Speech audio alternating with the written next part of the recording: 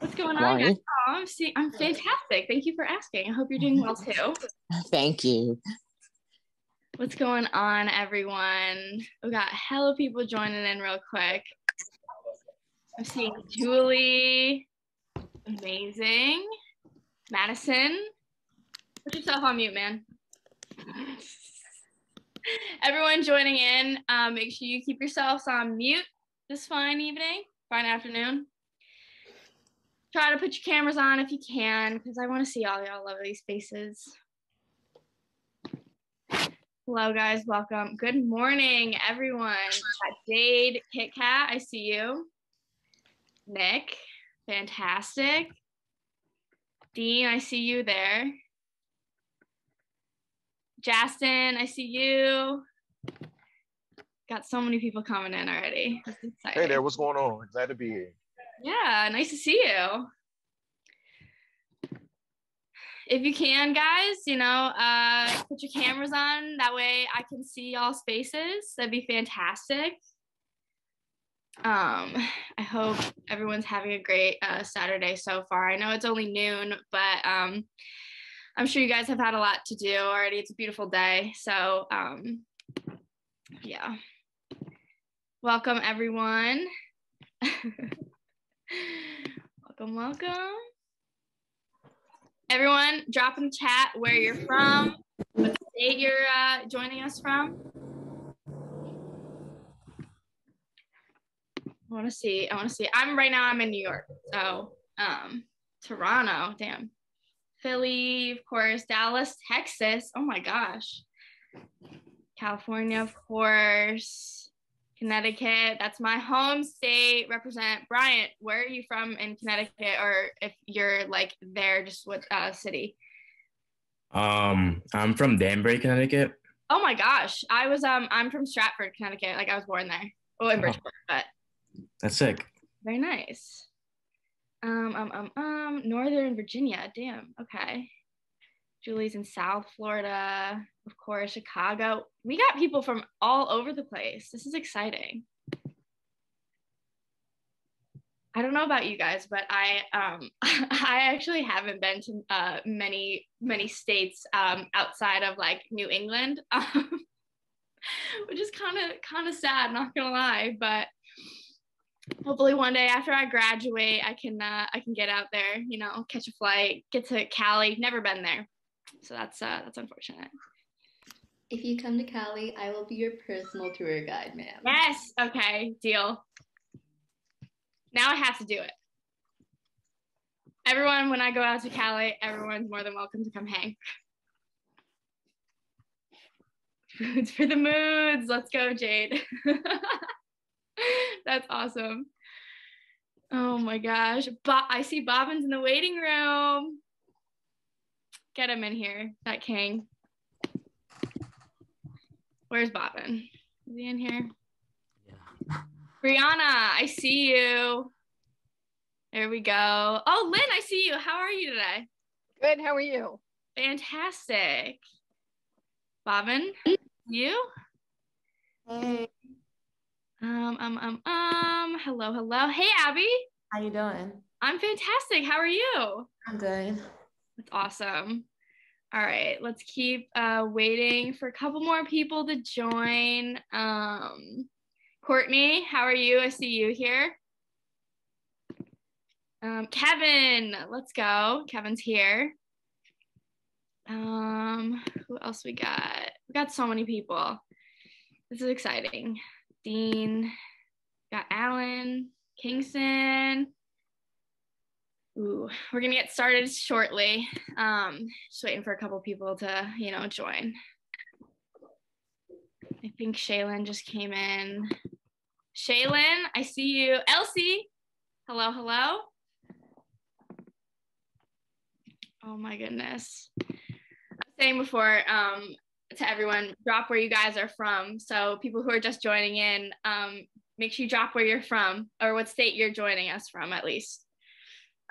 We got a lot of people. Got Virginia, Cali, of course, Houston, Texas. Very nice. We had someone in from Dallas. I'm in New York right now, of course. Brianna, New York. Billy, of course. Awesome. Oh my gosh. Alrighty. Well, I think now pretty much everyone. Oh, where's Justine? Did I see her? There she is. Let's go. Ooh, okay. I think everyone's in at this point, or the majority of people are in. So we can start things up, I think. Or wait, we'll let a couple more people in. I see some people waiting.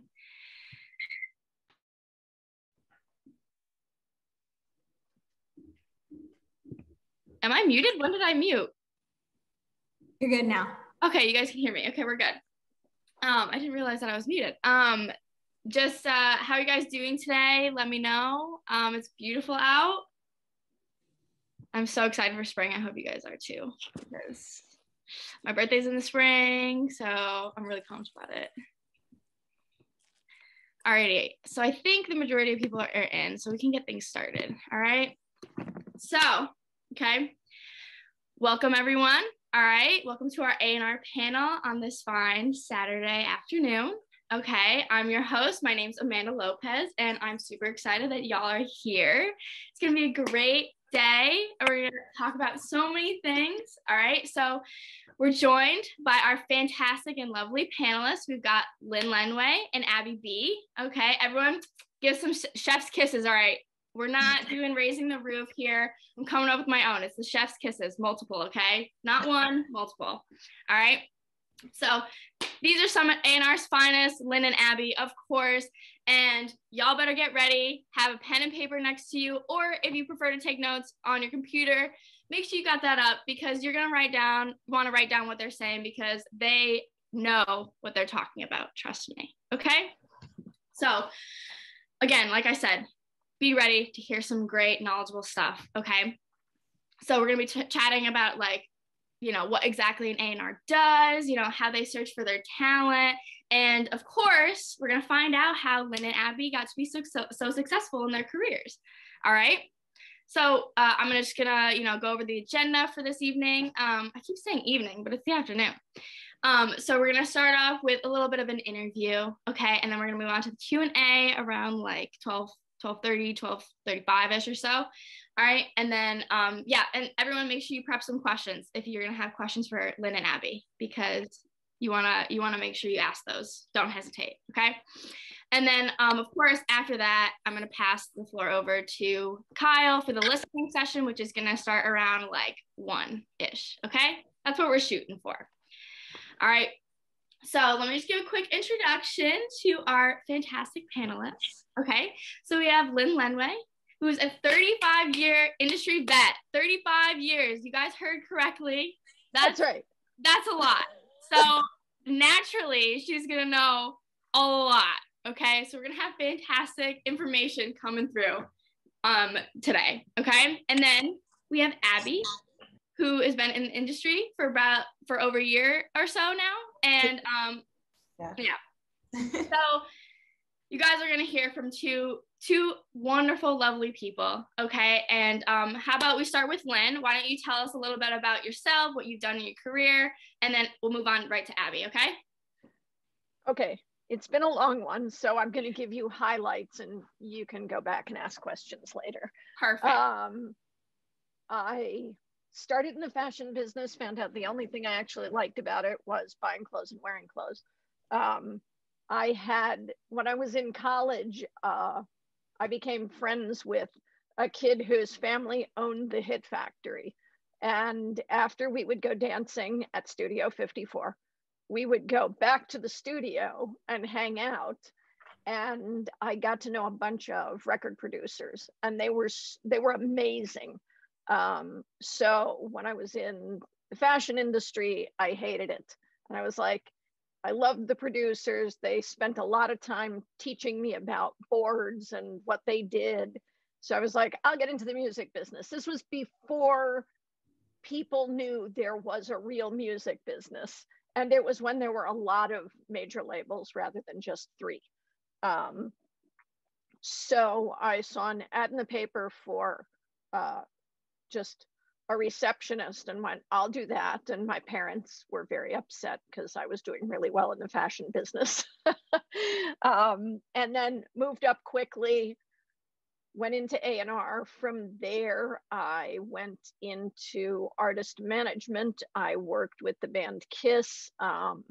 Then I went to Zamba, which I'm getting confused. It was a long time ago. Don't worry. Went to Zamba, which is the parent company of Jive Records. I started their producer management company. From there, I actually went to work at the Hit Factory, was the studio manager there for a little bit. Then I went to an artist management company that had an artist management and a producer management arm, and I managed the producers there. Left there, started my own company, began managing producers. That morphed into managing bands. Started an independent record label, created a TV show for one of the bands that I was managing. That was on for 2 seasons. Then I went back to the major label system, went back to A&R, went to Sony, and then I went to Universal. So that's it. Wow. Just a quick little recap, you know? It's been a long time. That's insane. I mean, yeah, that's a lot. So, wow. Very impressive. All right, Abby, go ahead. You can tell us a little bit about yourself. I don't know how I'm supposed to come after that. That's a lot of experience right there. I'm very old. Don't worry about it.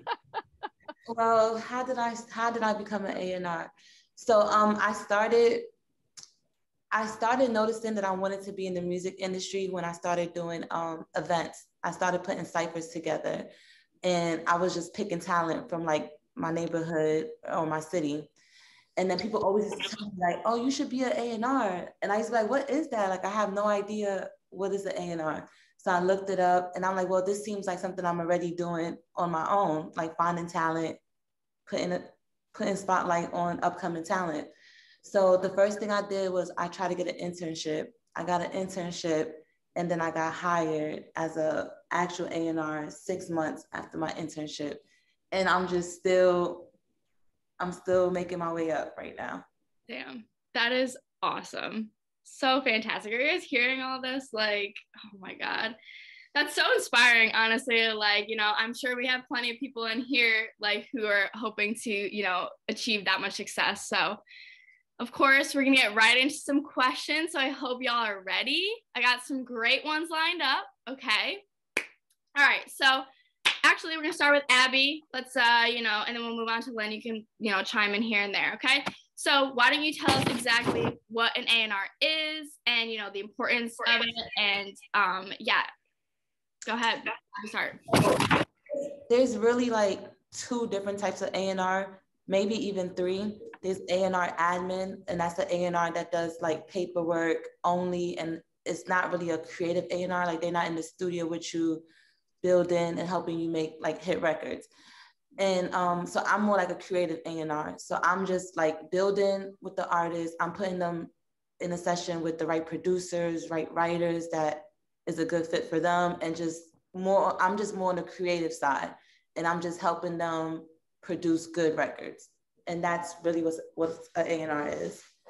And you look for talent. Of course.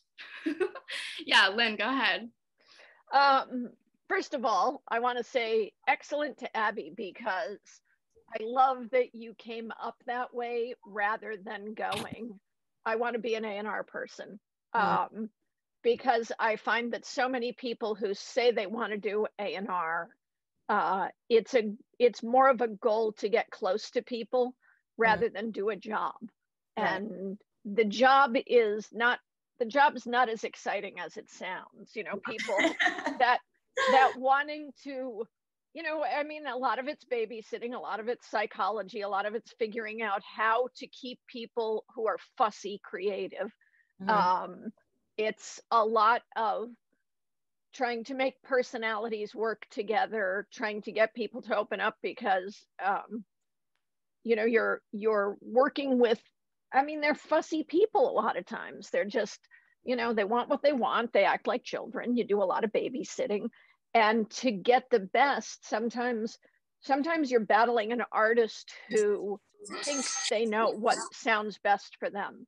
And you have to talk them into the fact that they could go further working with somebody, you know, whether it's a songwriter or a producer. So I find that when people want to get into A&R, the big question to ask is, do you love the job? Right. Because you're not going to always love the artist you're working with. Right. And if you're really good at doing A&R, you can do it for any genre. You can't, it's not like, oh, I only want to work with, you know, Beyonce, or I only want to work with, you know, the biggest hit makers. You know, people often want to get into it because they strive for reflected glory, and they want to be around people, and they want to tell their friends and their family and have people be impressed with what they're doing and who they're hanging out with. But in a minute and a half, and I'm positive Abby knows this already, all of your friends are in the music business because it's all you do all the time. And your other friends want to go, you know, out drinking or go out to dinner or whatever, and you're called into the studio. And in a minute, the only people who understand you and can put up with your schedule are people in the music business. And they don't care who you're hanging out with because they're doing the same thing. So you have to love the work. And from an A&R standpoint, the music industry used to have a real hierarchy, and A&R was like top ladder. Everybody wanted to be an A&R because the A&R people ran the world. And it was a very, you know, from inside the industry, it was a big glory sort of thing. Well, it's not that anymore. Nowadays, if you actually pay attention to the importance of the roles, digital marketing people rule the world. Right. So my thing when people say they want to do A&R is, first of all, what do you think it is? Because I guarantee it's morphed into something else. Nowadays, a lot of times I spend my time sorting through misleading data. Because you look at people's streams or you look at their socials and you see these high numbers. And a lot of times it's just kind of being a detective and going through and going, is that really happening? Do they really have an audience, or are these all fake numbers? Mm-hmm. And you can find it'll take me about 10 minutes to figure out who's lying. And so the work is actually, it's like I said, it's not as exciting as people think. I remember in the beginning going into the studio, I was like, oh my God, the studio, it's the coolest thing. I tell people I'm in the studio. Ugh. After a while, I was like, oh God, I'm still in the studio. Yeah. It becomes less impressive to go to the studio. It's really impressive to people who aren't in the music business, because they're like, oh, you're going to the studio. They don't know what hours, and like, you end up going home and listening to that same take that they couldn't get and had to do 55,000 times. And you wake up and that's in your brain, like, you know, worms boring in. And so make sure you love the work, because that's what you're going to be doing the most. Don't do it because of the people that you think you want to work with, because you're going to hate them. I have a lot of patience, a lot of patience. I was literally just gonna say, yeah, sounds like it takes a lot of patience. So make sure you, like Lynn said, yeah, that's awesome. All right, so how about Abby? We start with you again here. So why don't you tell us a little bit about your talent scouting process, and the most effective ways you've found to be when discovering talent? Okay. I would say my best, let me think. It's probably YouTube. All right. It's probably YouTube. Instagram. Yeah, YouTube and YouTube. Yeah, go ahead. Tell us a little bit about that. Tell us what you do. I found my first act on Instagram, and yeah, it went really good. And I just, he didn't even have, okay, so this is a cool story. My first act didn't have any music out at all. Like I just seen a clip of him singing. It was just like 2 little clips. And I brought him in the office. He released his first song with us, with the label. And it was just all through Instagram. And his first song did like, I want to say 3 million views in like in the first week, I think. Yeah. Wow. So, and that was through Instagram. All my other artists are like YouTube, word of mouth. When Outside opens up, I will be more at shows and things like that. But for now, definitely YouTube is like my number one go-to. Wow. Wait, so that's so impressive though. You said you found him on Instagram and he literally had no songs out and you just saw him literally a couple clips of him singing. Yeah. And you were like, get your ass in the office now. That's awesome. Pretty much, yeah. Oh my gosh. Okay, Lynn, how about you? Tell us a little bit about your process. Most of the time it's interesting because pre-pandemic, it was mostly word of mouth. I will never, and I always get really annoyed when, now Abby has a different story. She actually did discover this guy, so she can say that. But I tend to never say I discovered somebody, only because I'm usually hearing about it from someone, whether it's a friend or a manager or a lawyer or another person in the industry, whatever it is, somebody's usually been there before I have. There's a lot out there. There's a lot to look at. And I'm very fortunate because I do have after this amount of time, if I didn't have a big network of people, I'd be in trouble.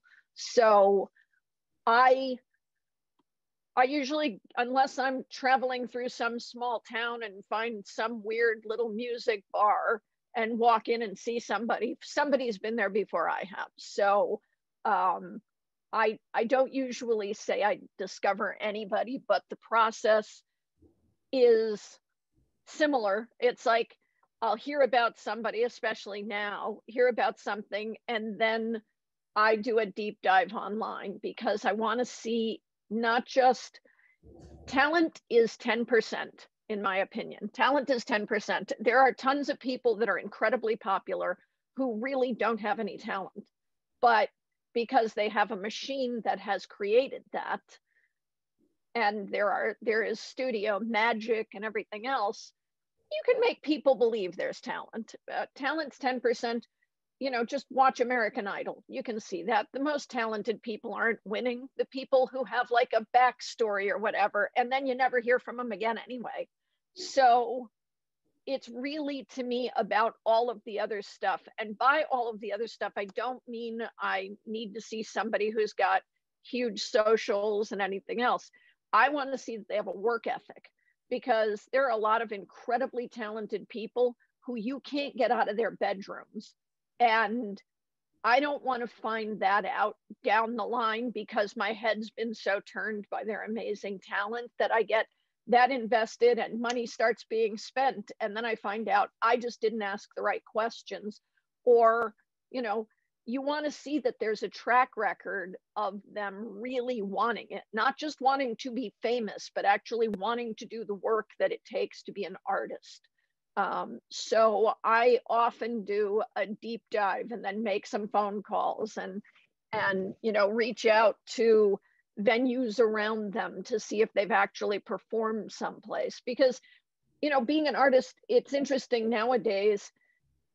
There's a difference to me between somebody who's a musical artist and somebody who's an online artist. And online can be faked, but actually doing that work and being prepared to touring is hard, and it's exhausting. And making sure, there's that old saying that you've got your whole life up to that point to write your first album, but everything after that, you have to have that work ethic. You have to be able to sit down and write. So there's a lot of work for me that goes into investigating the other side of the story. That's not just, are you talented? I guarantee if we gave microphones to everybody here and walked out on the street, you're going to find talent. I've never met a person who doesn't have some kind of incredible and startling talent, whether whether they use it or not. But that's the whole thing. Do you have all of the other stuff that it takes to have a career? Yeah. Wow. Yeah. I mean, it sound from what you're saying, it sounds like it's just more than like what a lot of, you know, for example, like the TikTok artists out there, you know, they call themselves TikTok artists and whatnot. This sounds like you look for more than just the songs that they put out on TikTok. They need to have a really strong work ethic. They need to be willing to put in the work. So I hope all y'all artists out there are listening to that. All right. Okay. So moving forward, Lynn, we'll start with you on this question. Do you think, or how do you think the pandemic has affected the way A&Rs search for talent? Like, for example, not being able to see artists perform live, you know, like, of course, it's affected that. Here's what's interesting. I think there have been holes in the industry for quite some time. Especially at the major labels. There is an old-fashioned way of doing business just because that's the way it's always been done. I've been railing against that for a very long time. And it's interesting because the pandemic, if you just pay attention, the pandemic has magnified those holes. And I keep laughing because nobody's paying attention. But when we go back, so historically, humans have always given up quality for convenience. They just always have. We listen to music on earbuds. I don't care how good your earbuds are, they're not that great. You know, we listen to MP3s, still not that great. You know, I remember when iTunes was doing, you know, mastered for iTunes. Dogs couldn't tell the difference. You'd have to have the most amazing set of I mean, I literally sat in a mastering studio and we A/B'd things and cranked up on those speakers. You can hear a slight difference. In earbuds, you can't hear a thing. I mean, I'm not kidding you. So the interesting thing now is, and I'm going to say this here, and I challenge all of you young artists to take me up on this, because I think what's going to happen when we get out of this is there's going to be two different types of artists. They're all going to merge in the same thing, but there are artists who perform amazingly on stage, and especially on big stages, but they can't connect through screens. They can't tone it down. And then there are artists who can connect on screens who just don't have the experience or the ability to make it that much bigger for stage yet. You know, I think that that's an easier talent to sort of learn, and I'll use dear friends of mine, and I do not say this to them, not about them. So, you know, you think of Kiss, best stage show you'll ever see, bar none. I don't care what anybody says. I've been to them all. It's like, nobody's got a better stage show. It is fun. It's a party. It's like going to the circus. But you put them on TV and they look like clowns. They don't know how to tone it down. They have, you know, their entire careers have been playing to the back row in arenas and stadiums. So on TV, they look crazy. But I think the interesting thing when we come out of this is people think they're going to rush back to go see live performances and things, but they're going to also want to be super served. And for developing artists, the issue is you have to think from a business standpoint. When the stadiums, when everything reopens, you're going to have all of the tours that were sold out already, that were canceled, rebooked, because those venues want to make their money. And then you're going to have the Beyoncés and the Taylor Swifts that they know they're going to be able to do completely sold out shows being booked into the open dates that they may have left. Then you'll have the other artists who would normally get there, but maybe not sell out completely, who are going to have to find a place to play. They're going to go into the theater levels because they're going to be able to sell out 2, 3, 4 nights there. Now the theaters want to make money, so they are going to book those artists. It's going to trickle all the way down to small venues. And that means there is going to be a big challenge for developing artists to find places to play when this opens up, probably for about 2 years. So I challenge all the young artists to become the first ones who figure out ways not to just do your bedroom strumming that everybody's tired of on YouTube, but find a way to do something interesting to connect with people through your music and online and on screens and on devices. Go out and play in parks, hook up with like botanical gardens and find places, things to do with them.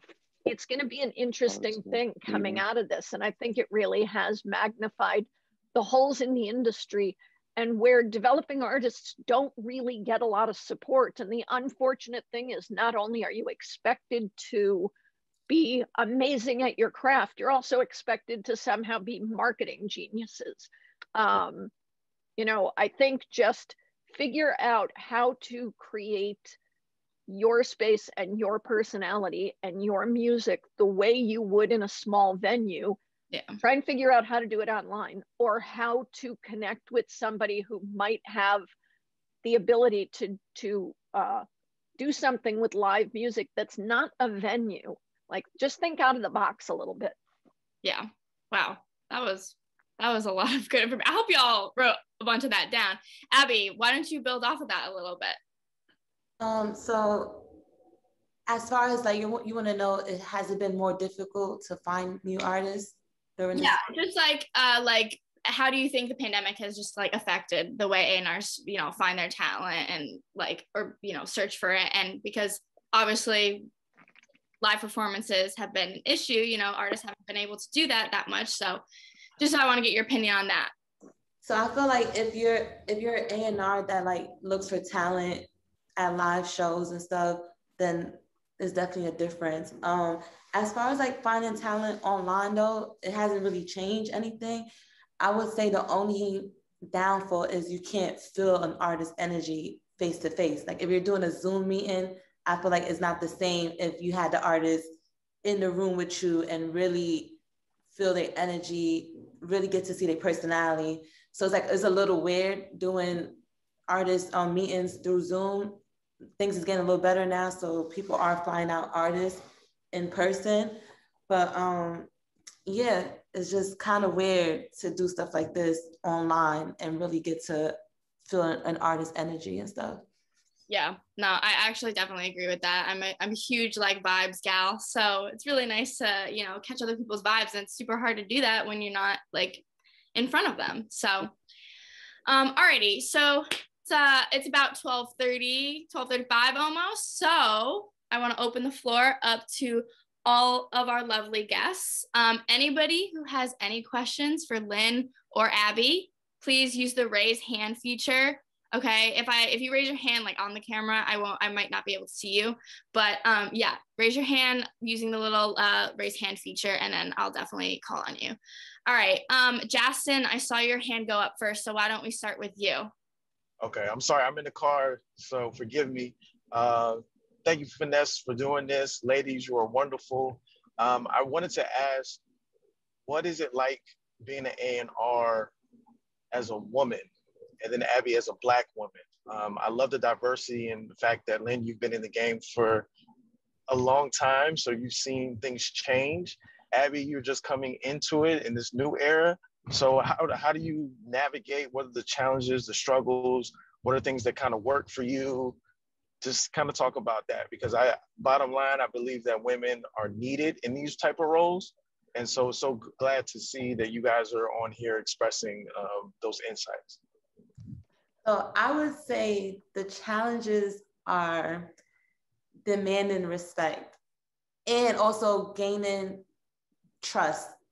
Like, you know, if you're working with a lot of male artists, it might be a little difficult sometimes for them to just like trust your opinion, or especially if you can't really relate to like them in a lifestyle type of way. So then it's like, okay, what do you know? Or, you know, it's just like demanding respect. And sometimes it's even demanding respect with other people in the studio. Like you might be in the studio and their friends might come in, or the producer might come in, or a writer, and they thinking you just the homegirl, and they just not even acknowledging you. And it's like, hello, like, this is my session. Like, you know, like, so it's like you have to demand respect and stuff like that. Like, I've been in so many situations that somebody will come in and they won't say hi because they think like, oh, she's just here with the artist, or she's one of these guys' girlfriend, or whatever it is. So it's like, as a woman, being an A&R in the music industry, you have to move a certain way because you have to demand that respect at all times.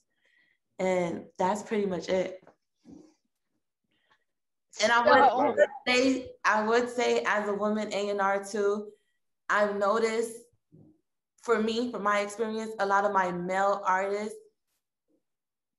they just have a little softer side for you because you are a woman. So sometimes it's even a little easier to deal with them because, you know, like, you're a woman, so it has its pros and cons. Like, they will actually have more of a softer side.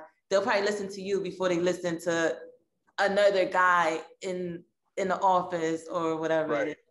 It's that perspective. It's that perspective. It works out. Yeah, it's interesting because that's been my experience too. I mean, when I got into the industry, obviously, hookers and blow. So it was a very different industry at the time. And there was a lot of bobbing and weaving going on. You know, I was getting cocktail dresses sent to me, you know, flowers and candy and jewelry, and having to keep returning it. But thankfully, the industry has changed a bit. I found that in A&R, it's actually, like, nowadays, it's actually in exactly the same way Abby said. Now, granted, after this much time in the industry, people know who I am. So when I go into a studio, they're going to pay attention. But there is that ability with artists, especially male artists. Yeah. They will get more vulnerable with me than they will with a guy. Like, I can talk to them about the emotion behind a song, or, you know, some difficulty that they're having with somebody, and they don't feel like they have to put on a show for me. So there is exactly what Abby said. She's having the same experience that I have, where there is a little more. The interesting thing is, it's tougher in management to be a female, because it's not the artists who don't listen to you, it's all of the people in the rest of the world. So, and that's kind of, you know, at a major label, you still have, because they are so backwards still, there is still a sense of, you know, the good old boys club or whatever. There's not enough diversity. You know, the issue is, especially when you're working at a major label where a lot of the artists are Black, and you look at the marketing department, and the marketing department is very white. And you're going, we're missing that. So I, you know, thank God for this summer and the Black Lives Matter thing. It's really magnified some issues. And I know that all of the majors have, I mean, Sony completely changed their head of HR and brought in this guy who's amazing. I don't work there, but they brought in this guy who's an amazing talent, and they are really holding people's feet to the fire. Universal, I can't say whether, I got to give them a chance. I can't say whether it's all talk or not. I haven't seen the same sort of, you know, big moves there yet, but, you know, you can't say it's not happening until it doesn't happen. But yeah, I think from a female standpoint, there are pluses and minuses doing A&R. You do, you know, you do get to really get closer to the artist, I think, than a lot of my male counterparts have. Yeah, definitely. That was awesome, Jason. I hope all that answered your question. All right, how about yes, Charles? How about Charles? I think I saw your hand go up second. So hello. Yes, I can hear you. Can you hear me? Cool. Okay. This one's for Lynn. so I'm kind of like a Kiss freak a little bit, but not really. So you can say you are. Yeah, okay, yeah. So like, I'm not like the fanatic though, because like I know like the Kiss Army and everything. I was just gonna ask. You talk about like you learned a lot of things in the studio, like when you were like they were A-Bing stuff and whatnot. I was just gonna ask, from a band like Kiss, you know, they had so many different lineup changes, and obviously like their behavior. What would be one of the most important things for an artist in the studio, like that big, like what would be like the biggest thing to pay attention to as like an artist being in a big studio like that? I think it sort of depends. From the standpoint of being a big artist, I think that's a different question rather than being a big artist in the studio is, I think, remember that there's a tendency to think you know everything and that you are, I've been in the studio so many times and I know my music and whatever, and not naming names, but sometimes if you listen to the recordings of any one artist throughout their career, you'll see that there comes a point where either it sounds a little sloppier or it's because they think they can hear it. And I will say to artists who also think that they're producers, and let me just say this, there are two different definitions of producers nowadays. I'm talking about producers who go into the studio with an artist who creates their own music in this case. There is, for those kinds of artists who go in with a producer, if you don't want somebody to touch your music, take somebody who's an engineer. You don't need a producer. If you want somebody to help elevate you and maybe find things that you haven't thought of or that you didn't think you could do, or maybe you've been doing it for so long that, like so many people, it's like, well, this is just the way I do it. You want to maybe try something new. Go in with a producer and listen to them. Don't act like you know everything. And that's a tough order, especially when you're the only rock star in the room. It's hard to, when somebody like Paul Stanley talks, he doesn't have to be right.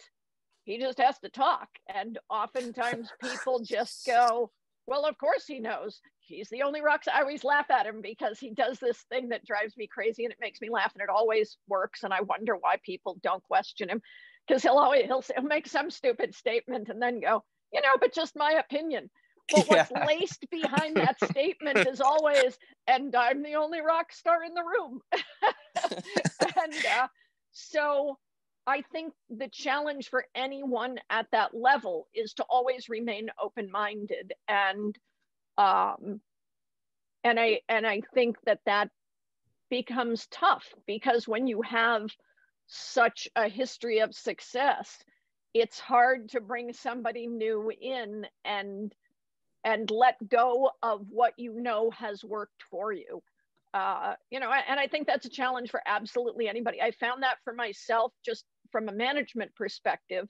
I had been managing this young band and then they kind of blew up a bit and got signed to a label. And all of a sudden I had been doing everything. I had been, doing marketing and publicity and promotion. And I was, doing all the outreach before their tours and stuff. And then to hand that over to new people who were just brand new in it was really difficult for me, because I was like, well, they don't know what they're doing. They just got here. And of course they knew what they were doing. They were professionals. But I think that's a challenge for everyone to remember. You may have been doing it, you may be the person, but somebody else may have a better idea. And remembering to be open to better ideas and to collaboration, I think, is the only way to move forward.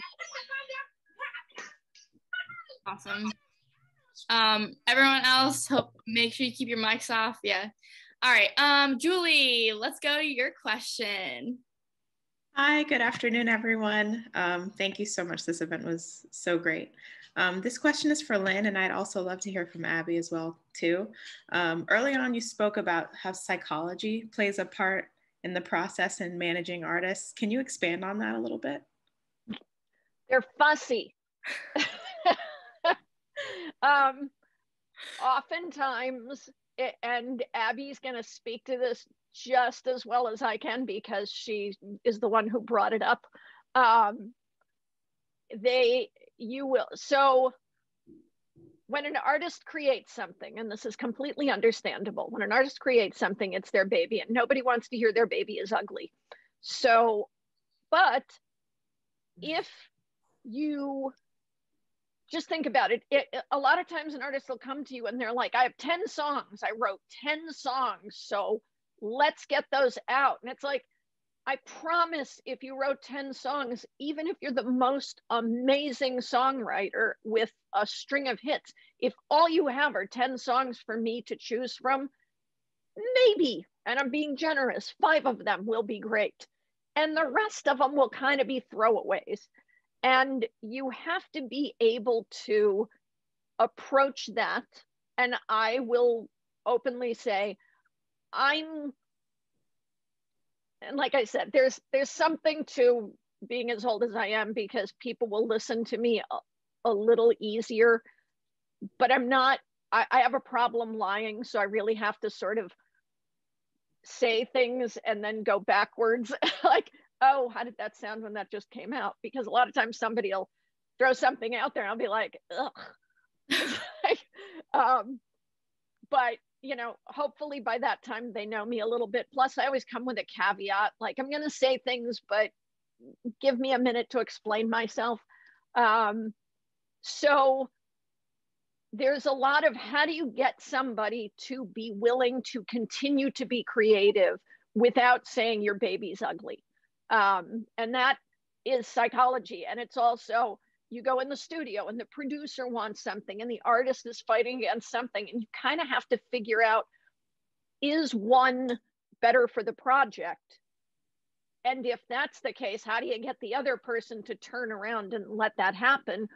Or are you going to lose the artist completely on that point? And then you have to go to the producer and kind of explain, you're going to have to suck it up. You know, this isn't the best thing, but it's not going to kill the project. So let's go along with it.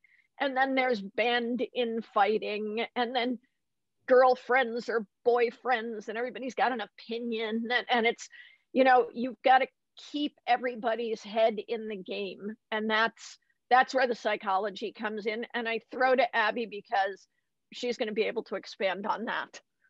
Yeah.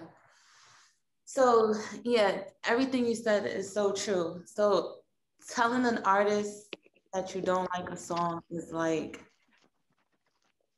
it's just so bad. Because one, they could either like not believe your opinion, and then you have to, the whole psychology thing, that basically happened to me one time. So I have this artist, and I think all artists is like that. Every song they make is like, that's the one. And it's like, no, that's not the one. But because you wrote it and you probably wrote it from your personal experience, you really feel like, no, like this is some real, like this is it. Like I'm talking on this, like this is it.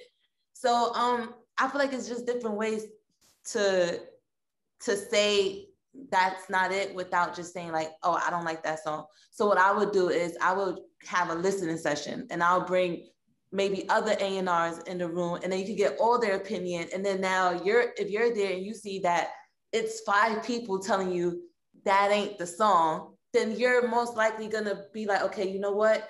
Let me double back. Maybe that's not, because now you're getting opinions from not just one person. You're getting opinions from different people. And I feel like that's where the whole psychology and how to say things the right way come in. Like you just gotta go about it the right way. Because it's like, who's gonna just take one person opinion? Like it's so much better to like have other people listen, and when they agree with what your A&R was saying, now they'll be like, you know what, she was right the whole time. So yeah, but it's really not good to just say, oh, I don't like that song. Like maybe sometimes you can have a song and it just needs some structure, and it just needs a little bit more, and they could actually fix it for the song to be a better song instead of you just saying, oh, that's whack, I don't like that. So yeah. Don't take criticism too personally. Yeah, don't. Yeah. Because you have to know, as an artist, you have to know like everything you do in your eyes is gonna be it. So it's always good to just listen to other people's opinion. Absolutely. And that actually brings up something else that I think is interesting. Like Abby really touched on something there about making it better. You know, we always have to remember that oftentimes the best songs come from somebody's experience. Yeah. But in that same way, just as, you know, you need a therapist for something or whatever it is, a lot of times when you're releasing your experience musically, or, you know, just the same as if you're talking about it, you have some blocks, or you have some places where what you're doing is presenting sort of half of the truth.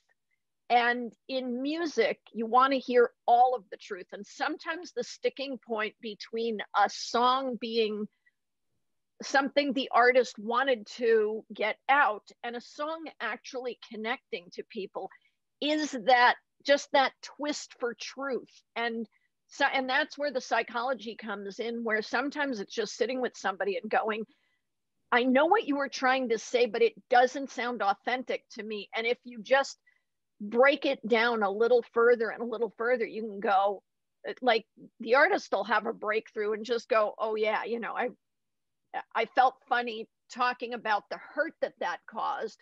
I wanted to talk about the anger. And so a lot of times a song will come across kind of like where you know that the subject matter is painful, but it sounds like rage. And those two things sometimes don't connect. And if you can get the artist to the place where they're unlocking sort of the pain that caused the rage, just that little twist makes the song connect. Yeah. Wow, damn. Okay, so we only have time for like 2 more questions. I know there's so many questions. But yeah, so how about we go to Brianna? Let's hear your question. Hi, Lynn and Abby. Just want to say thank you so much for coming on, especially shout out to Women's History Month. Ooh, ooh. Anyways, so I'm an artist, and one of my questions, because it seems like it takes a lot of patience and having to do this, like being a one woman team, very interesting. What have been one of the most challenging moments as an A&R, especially just Abby, working with an artist, and how did you overcome that? If you have any examples or an experience. Okay, I'm gonna let Lynn go first. I had to think about that. He has way more experience. I'll let her go first. I think the challenges were early on. And, you know, Abby, I know Abby's going to be able to speak to this better than I do because it's probably very fresh for her. Very early on, having people take me seriously. You know, I mean, I literally had an artist sit down with me and go, you know, you're pretty, you know, you got your job. And I'm like, I freaking worked so hard for my job. And to have somebody look at me and just go, you know, you're pretty. I mean, I'm past that now, so I don't have to worry. I'm old. But at the time, it was like, you know, I was in my 20s and you can't help what you look like. And to have somebody just be so dismissive because I walked in a room and you know, was having some opinions about, and I wasn't even having an opinion about the music. I was literally talking about the session, and he just went for me. And so, and also, you know, the going into studios in the beginning and having people sort of take seriously that you know how to run a session and that you have the authority of a label behind you. And, you know, so that was the most challenging. And like I said, I mean, you know, Abby, it gets better. But that was the most challenging thing. You know, like I said, nowadays it's different because people know who I am. So it doesn't look like, oh, she just got into this to go hang out with rock stars. But, you know, that's always the question for women in the beginning. It's just kind of the, you know, oh, you got in because you want to date or you want to, whatever, you like musicians. So that was the most challenging. And now I throw to Abby because she's going to tell you the same story. So you hit it there when you said like proving yourself. I would say that's probably one of the biggest challenges is like having people see. For me, I don't feel like I had too many challenges once I became an A&R, but that intern period was definitely a challenge. Like, oh my gosh, because it's like you're an intern and you're like, you have to prove like, yo, I can do this. Like, so you're submitting artists and artists and artists, and it's like at the end of the day, it just all lands on if the label wants this artist. So it's like you're constantly, because if it was just you, then okay, you could sign whoever you want, but you're like doing this for a label. So the challenge for me was just that time period before I became an A&R is because I had to keep proving myself that I could be an A&R. And then it's like, you only can prove that until you actually bring an artist that they actually want to sign. So imagine if you're going through 100, 200, like, you know, it just always takes one person to really just change like the whole, like, okay, now I can look at you as an A&R. So for me, my challenges was before I became an A&R. Once I became an A&R, I felt like I proved myself very early. So I really didn't have much challenges once I became an A&R. Yeah. Wow. Thank you both for staying consistent, and shout out to you, Abby, for just staying there and interning and having to pitch that many artists. That's crazy. And then having to go out on that faith. It sounds like somebody betting on you and you betting on somebody else. So yeah, that's really what it is. You're gonna want to quit. Don't ever quit.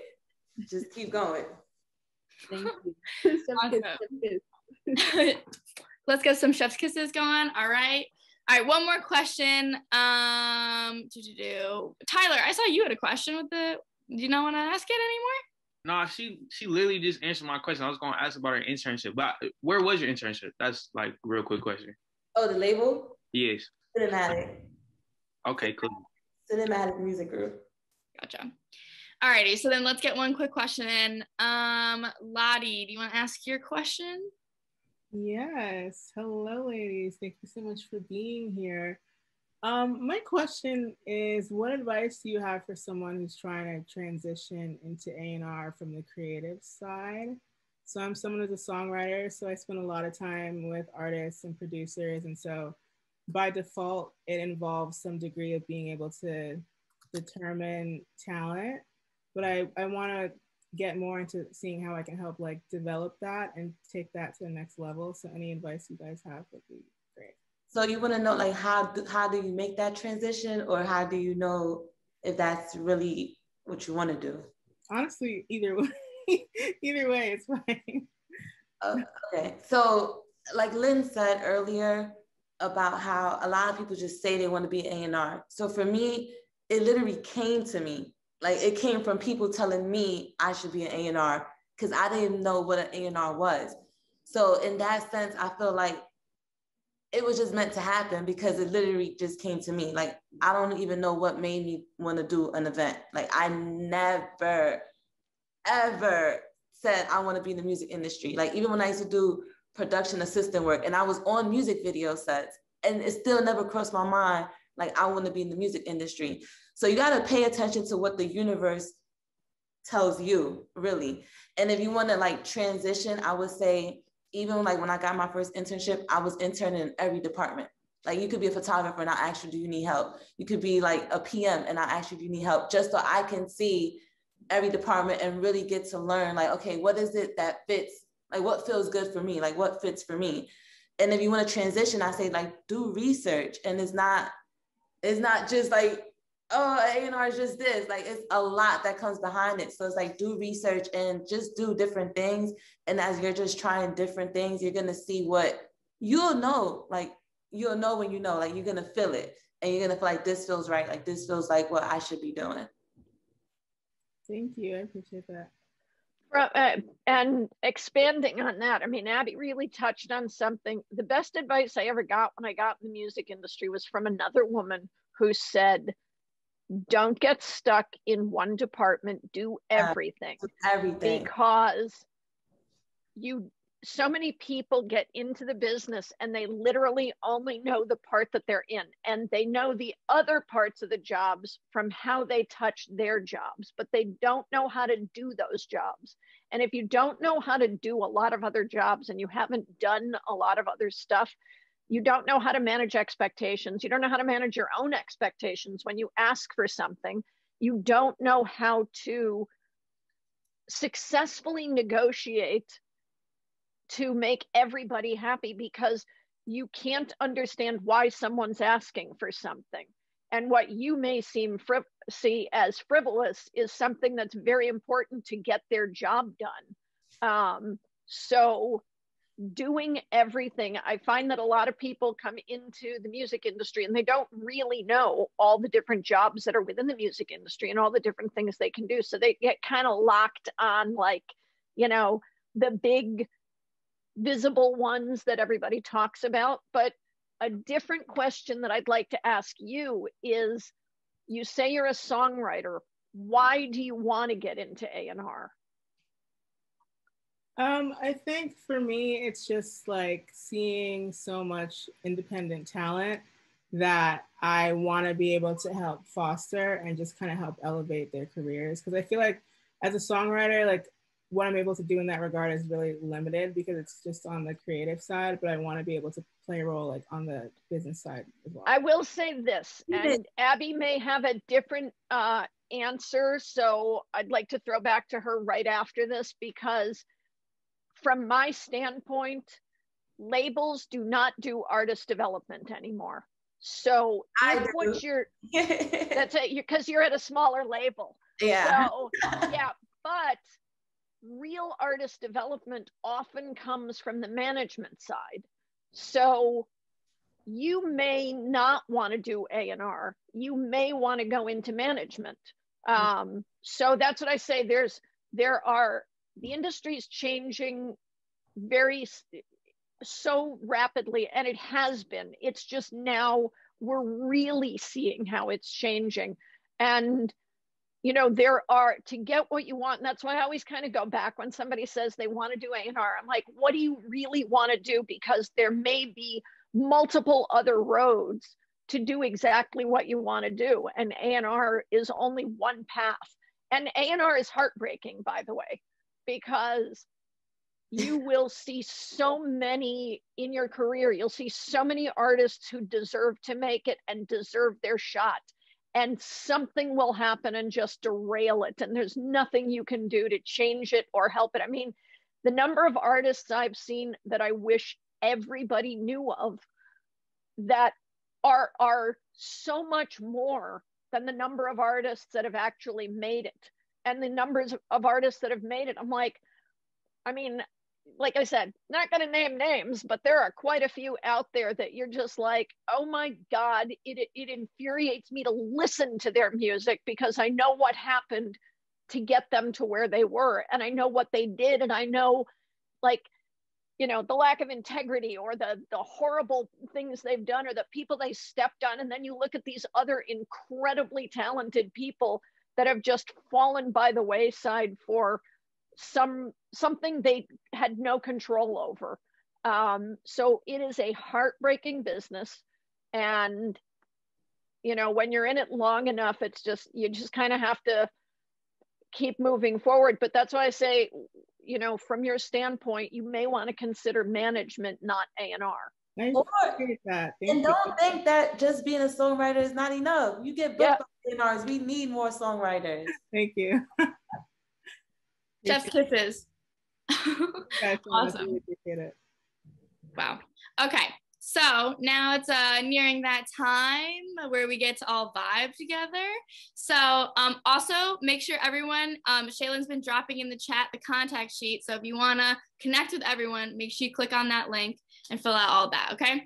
So without further ado, I'm gonna hand my mic over to Kyle. I know you guys are probably sick of listening to me, but he's gonna take over and do the listening session, all right?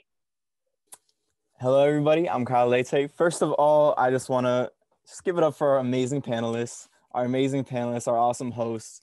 They dropped so much knowledge. I hope y'all wrote that down because it was really, really an awesome panel. So let's get into this listening session. Some of our artists sent over some stuff for us to listen to. We really love doing this. Give these artists some more exposure, put y'all onto some dope new artists. Get maybe some feedback from our panelists if they're cool with that. Get some feedback from everybody else in here to see where they can go with what they're putting out. And also just a great way to like lead into the weekend. Like who doesn't want to just like sit down, listen to new music, listen to new artists? Like, come on. All right, so I'm gonna share my screen real quick and we're gonna be getting into some awesome new music. So this first one is Down South. Oh God. Lottie.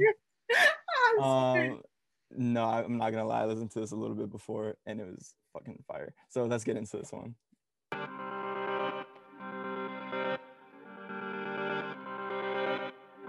Damn, Haven, you did this shit. Baby, you flying, you styling, you shining, you right when you riding with me. Bitches is wildin', they really be trying, they reaching and climbing, can never touch me. I'm a dime, they lose change, switch it up, I keep it straight. They straight trash and I'm a star. The Ferrari is my stage. Ha! You know I'm coming up. You know I'm coming up. Better watch out. Oh boy, I'm so divine. Can't get me off your mind. Up in the clouds, better not run your mouth. If you gon' run it up, run it down south. Run it down south. When I pull up on you, ain't it so good? When I pull up put on a show, ooh. I didn't run to town, my system loud, it just touched down. Another flight, another night, I make a toast, you know the vibe. You go slow, you take your time, you put your hands all on my thighs, you blow my back, you blow my mind. When I pull up, you know it's time. You know I'm coming up, you know I'm coming up. Better watch out, oh boy, I'm so divine. Can't get me off your mind. Thanks for playing. Fire. That was awesome. When's that dropping? We're trying to figure it out. We were actually trying to shop that to a couple people, but I'm not sure what the next step of this one is. That was awesome. I really love that. I love that beat. I mean, the lyrics, the voice, like everything was. Are you the vocalist? No, that's actually Brittany Crush. It's an independent artist I work with. Oh, okay, cool. Have you thought for stuff like this of kind of reaching out to like music supervisors? Yes. So I'm going to tell a story. I'm not going to tell who it was, and I'm sorry I keep doing that, but you know, there is an artist that is very, very, very popular. In the very beginning, they took a few songs and they basically reached out to ABC. They gave them the 3 songs because they had the rights to the publishing and they own the masters. And they said, you can use these songs for this period of time for anything you want, any campaign, any ads you're making for any of your shows, they gave them like a limited period of time. ABC used 2 of their songs for 2 different things, and that is what blew the artist up. The ability to, they gave it away for free, but it blew the artist up. That's so owning the master and the publishing for things gives you some freedom that when you're reaching out to music supervisors or whomever you send it to, they call it one stop. And you should consider doing stuff like that. When you have a song that's this good and this placeable, it'll give you an opportunity to possibly, you know, springboard into something else. I would always say have more songs available so that if people go to look for you because of that, they can find something else. They don't have to just listen to that one song, but it's a nice thing when you have that ability, when you own your rights and stuff. So just throwing that out there. Absolutely. Thank you so much for that advice. I appreciate it. Awesome advice, and amazing song, really. So this next one just dropped yesterday by our very own Brianna Knight. So Deep. This one is also amazing. It's been on repeat since yesterday. So here we go. Can y'all hear that? If I could just lay down surround sound, but yeah, one day we could kick back and relax. I just wanna chill with you. Drop down the car with a view. Look at the sunset into picture perfect frame stuck to you like glue. Forever lasting like eternal magic. You got me so deep in my fantasy. You're addicted to me. A high with no ceiling. I want you all for me with no sharing. I've been bearing my heart for you. Holding me closely. Sleeps for the weak. I feel it in my knees. I know matching vibes perfectly. When I speak, you understand me. No more Morse code. Read my mind like a genie. Oh my, grant me my wishes for life. Give it back in due time. Got me so deep in my fantasy. You're addicted to me. High with no ceiling. I want you all for me. I've been bearing my heart for you. Baby, you the star. I really didn't want to cut that off. We got other ones to go to, but like that, give it up for that. I mean, the voice, the vocals, the pen, insane. Brianna, what a surprise your voice was. That was great. I was one of those where I was like, wait a minute. So good. You know, same advice. Think about the music supervisors. That's sort of a side door option.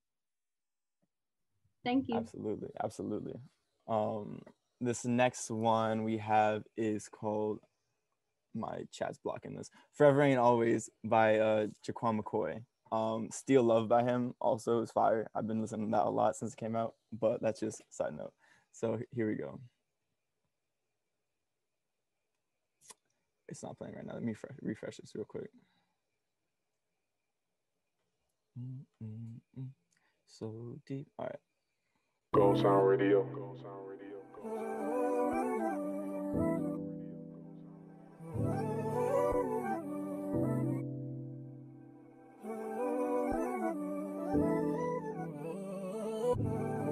She always got her guard up. She hide behind her makeup. She always hide behind her friends and opinions. These are things never mentioned. I know it feels like time is ticking on your expectations. But if it's real love, then there should be no expirations. Yeah, and I know that these days turn into nights that you wait for a phone call you don't get. You find a space to forgive me, and I know that you think damage is done, I won't change. But tell me, can you hear me? Tell me, can you tell? Forever and always don't last forever. I know that I fucked up, so we ain't together. I'm singing my song while you sleep alone. Oh, forever and always don't last forever. I've been singing my song. crazy.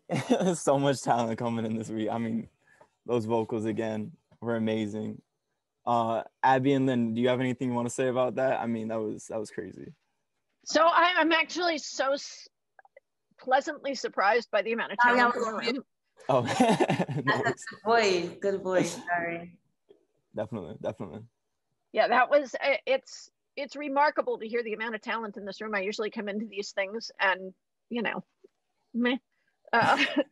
Like you can tell people are trying really hard, but they're not at quite this level. Everybody here seems to be at that next level.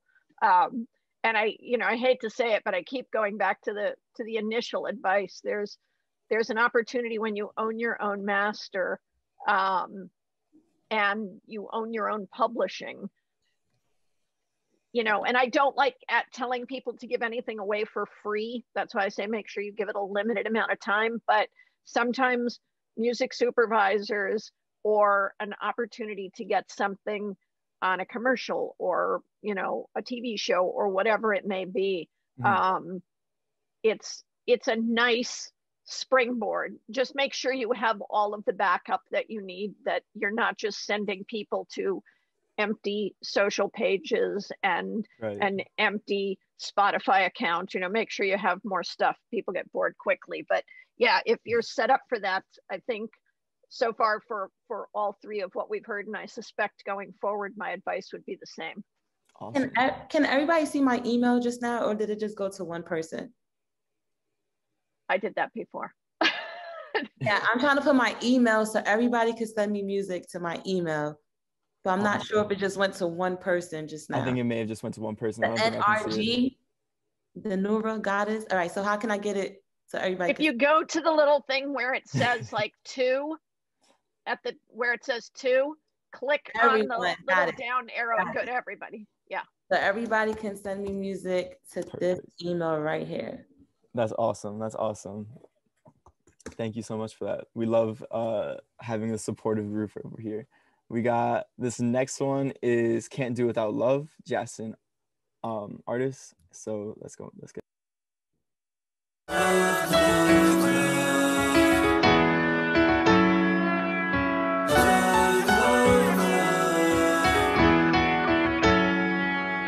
If God is a woman, I ask her, what do women want, what they after? Every time I think I know a woman, I don't know a woman. Confused by a woman, been abused by a woman. Accused of your abuse and not being there. Dang, woman, wave if your curves, but your words worth more. Women value is the word God made you. I'm faithful, only date you. Home run, I brave for you. Rush down the highway to save you. I see through the veil, hair curled over the hill.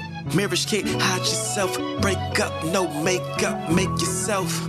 Love pampered pretty. The ugly truth take you down like a bully. Love only hurts if you wasn't in it fully. At least she gave me keys to learn. I contemplate, was it love or lust that got me heartburn? Am I ready for love? Am I ready to love? It's like I think I'm ready for love. I think I'm ready to love. It's like man, I don't want no love. I don't need no love. It's like we need love.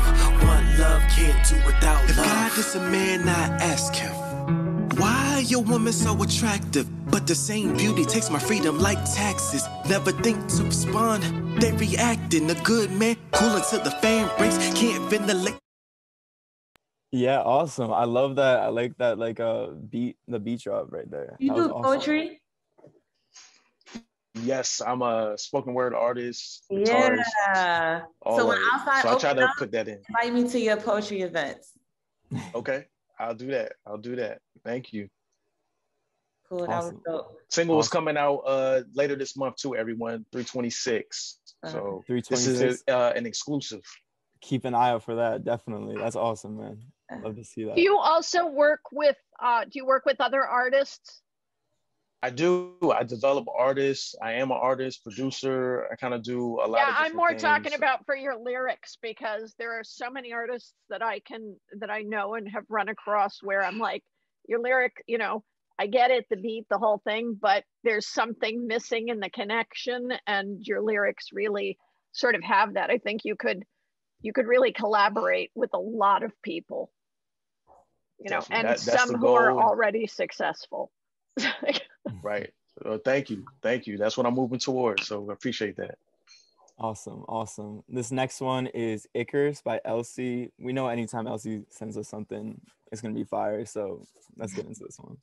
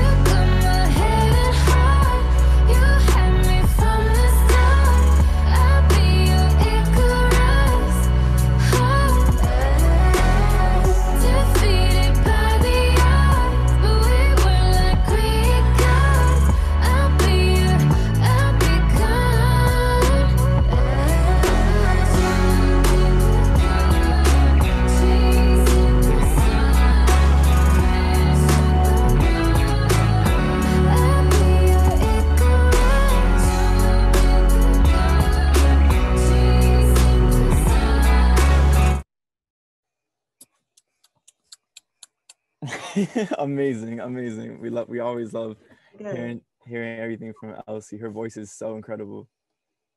I like that. Yeah, definitely. Do we have any points, piece of advice for this track for Elsie right now? So my question for you, for what you're doing, and I just quick while we were on this, I was looking at your Spotify page. This seems like something that could easily get playlisted. Do you have any connections at, you know, for submitting to Spotify playlists? You know, and I haven't checked your socials yet to see, because the difference for a singer-songwriter type of artist is the connection that you're making and getting engagement and stuff. So I'm just wondering, because like I said, I didn't check your socials. I only just quickly checked Spotify, and I'm sort of wondering how you're doing with that. Are you working your socials? Are you connecting? Do you have engagement? Yeah, it's a good question.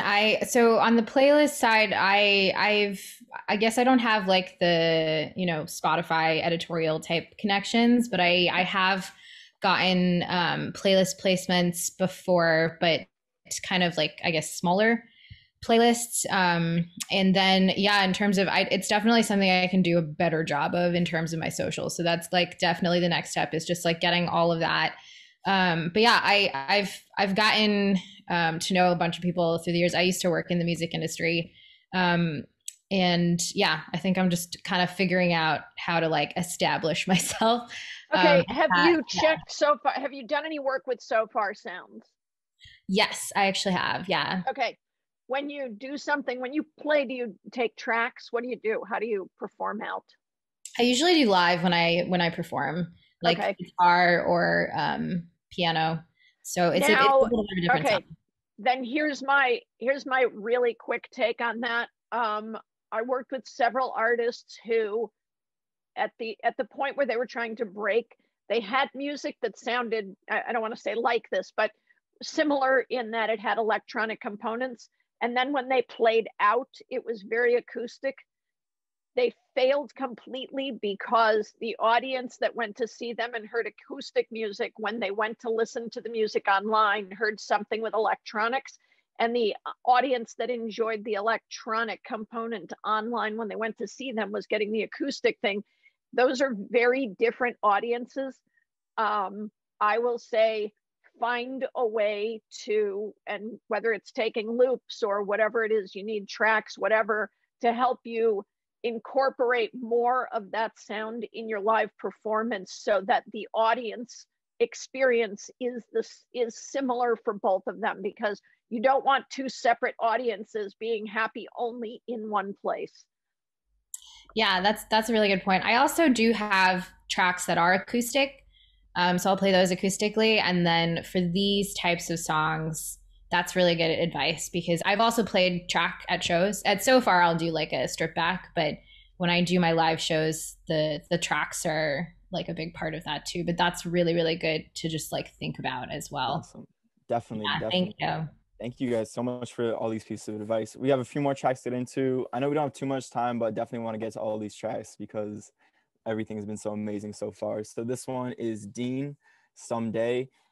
Got a video coming out next Wednesday about him, shameless plug. So here is Someday.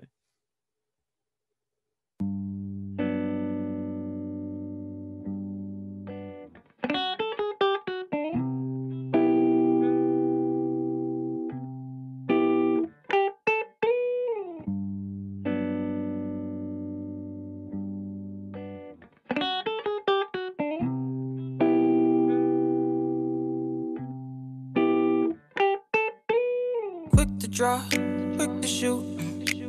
Standing 10 toes, and when I do, I don't salute. How y'all get 5 for murder, but we get 15 for an illegal burner. I knew a young black boy, not much older than me, that fell victim to the system. City screaming, set them free. I'm questioning whether it's sympathy or empathy. Until I know it's real, I'll be begging on my knees. Someday, I pray for a better life.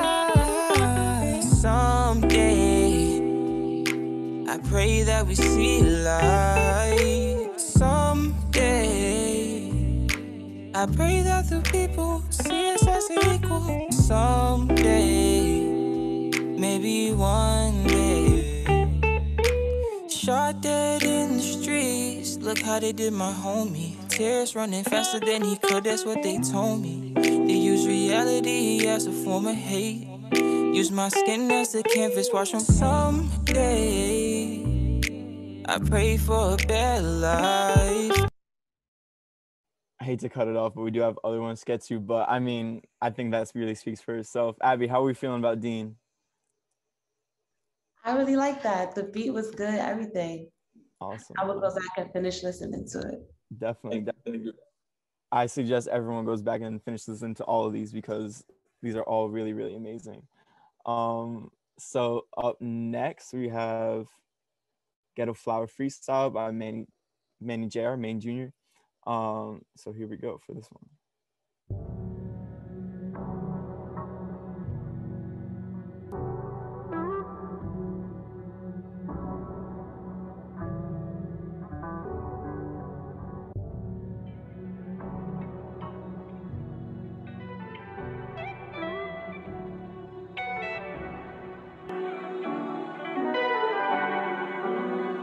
Sweetest rose from the Garden of Eden. Good them thorns be the best of your features. Beautiful black Mona Lisa. I always see your admiration is deep, though not as deep as your peace. Rooted in conscience along with your loving kindness, your highness. You're such a powerful piece. Plus you was molded in the image of Most High. That's no lie, only truth that I speak. If they don't see it, then that just means that you best fit for me. Cause picking Eden's rose was never the easy road. Not for the weak or a timid soul, but worth it though. So I always pick those over hoes. They want the gold, you worth your weight in it though. These stories told of that ghetto black rose that bloomed when it was cold but never froze. And Lord knows a sober soul that holds her own. She don't compete. She know the scriptures and the laws of the street. She practice peace but still at war for her king. She down to march with any man with a dream. And that's word to Coretta.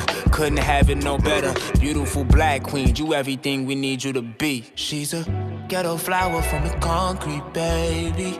Black rose, bright as gold, yeah. So glows and only grows, yeah. Lord knows she's heaven molded. You taking bloom, brighten the mood, baby. Shine like the moon, the darkness you do, baby. Ghetto flower from the concrete, baby. Vibes. That was awesome. Yeah, definitely give it up for that one. That was awesome. Oh, How were you feeling that? I like that. That was dope. That's what's up. That's what's up. Then how'd you like that one? I loved that one. Yeah. I really like that. That was great. I'm glad. That's awesome. Yeah, that was amazing. Definitely check that out too. We're gonna have to put that into our Finesse Spotlight, playlist. So this next one is Smile, by Stoneham. So here we go.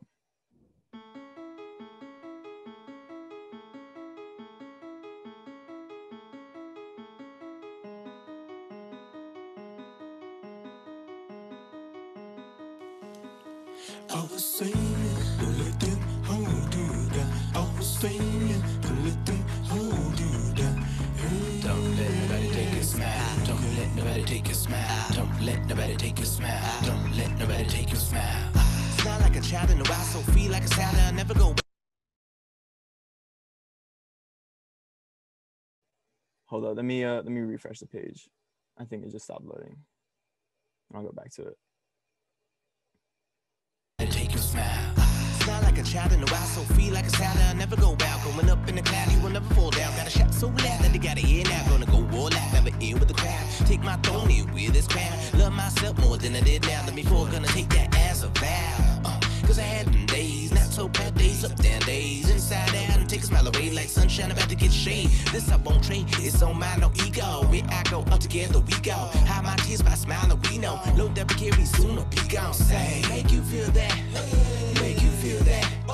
Cause I feel that, yeah, I feel that. Yeah, they're gonna rain, I'm making my day. I know it every day won't be the same. I gotta just push and don't be afraid. Just make me smile no matter what it takes. Say,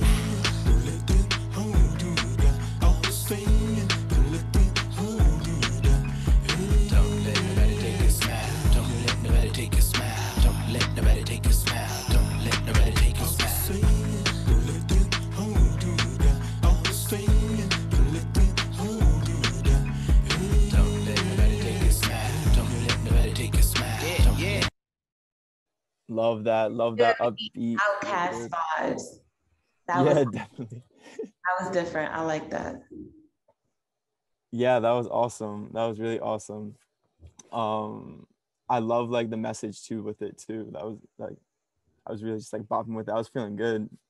Definitely starting off the weekend right. That was a feel good song. Definitely, yeah. You can also check out, before we go on to the next one, or before we also hear what Lynn has to think about this one, I do want to shout out our Slapper Saturday playlist on Finessed Media Spotify, because we have all the songs on Spotify going to that, so you can listen to everything that you've been listening here on there at your disposal. We don't have to cut it off at 1:30.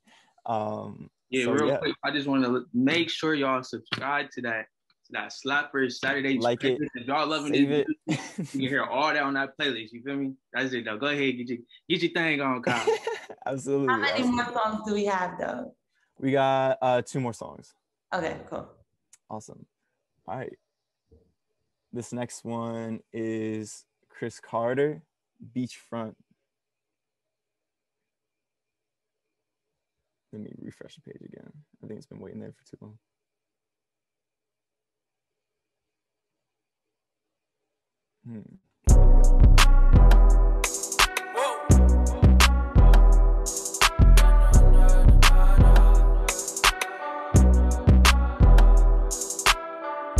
She don't like my attitude, baby, I'm my mother's son. I just dropped some heat, ooh, damn, I got another one. I just took an L, bounce back, I had to double up. Niggas like the beef, you should see the way I cut it up. Ooh, got us chillin' on the beachfront. Sister brought some friends, so you know I hate at least one. Chopper with the scope, the city dangerous, gotta keep one. Oh man, niggas gotta eat, huh? I've been chillin' short side, shorty on the beachfront. Tell me what's the soul tie, I ain't tryna lease one. Cutting up, I think I got her on a leash, but I can never mind. I know these souls sneaking. Walk on the scene, I know I'm looking decent. Yes, I step out, but I am not recent. It don't come with ease, depending on the season. My focus been on you, talking like it's recent. Hit recent, yeah. She don't like my attitude, baby, I'm my mother's son. I just dropped some heat, ooh, damn, I got another one. I just took an L, bounce back, I had to double up. Niggas like the beef, you should see the way I cut it up. Ooh, got us chillin' on the beachfront. Just about some friends, so you know I hit at least one. Chopper with the scope, the city dangerous, gotta keep one. Oh man, niggas gotta eat, huh? Hopped out clean with the dirty, bring the mob side. Definitely feeling that. That goes hard. Drops tonight, Chris? Yeah, I'm dropping it today with the video at 2 p.m. Awesome. It's actually gonna premiere through Earmilk. Awesome, man. So this is going to be a really crazy statement to make, but there is so much charm and charisma in your vocal on that it's really something. It really makes it stand out. Thank you. Definitely, I appreciate definitely. So I just want to play one more before we go off. I know we're a little bit over time, but just one more before we send y'all off to have some great weekends. So this one is I'm a Waste by Kaylee Beto. In this way from the start, I always break my heart. Now I found what I want, slowly gonna tear it apart. Counting all the ways I made myself feel blue, trying to imitate the image of you, wishing I would find something else better to do. What am I so afraid of? I know that I deserve love, but giving him an empty face, thinking that I'm a waste. You can't let me be.